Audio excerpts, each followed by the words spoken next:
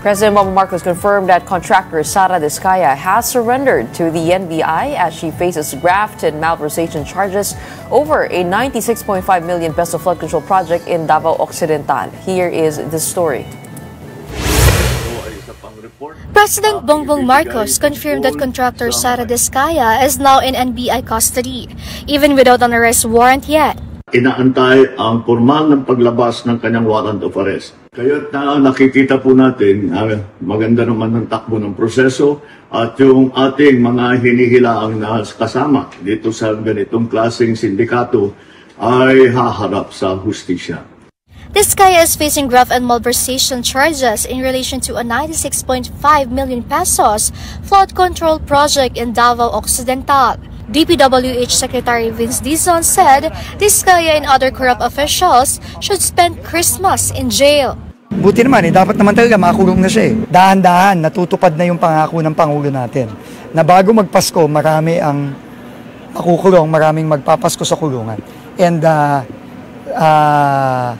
isa na dyan, si Sara Diskaya. So, sigurado na yan. Sara's husband Curly is not with her as he remains under Senate custody. Diskaya's camp said her surrender was part of their legal strategy, adding that this demonstrates her willingness to face the allegations. Nakalatag na ho lahat yan, ma'am. In any eventualities na magkakaroon ng may sumampang kaso at may merong impending issuance of warrant of arrest, nagkataon lang siguro na nagpa-press release ang ating butihing Pangulo, na nagbuo siya ng tracker team. Pero hindi ho namin inuna ng Pangulo.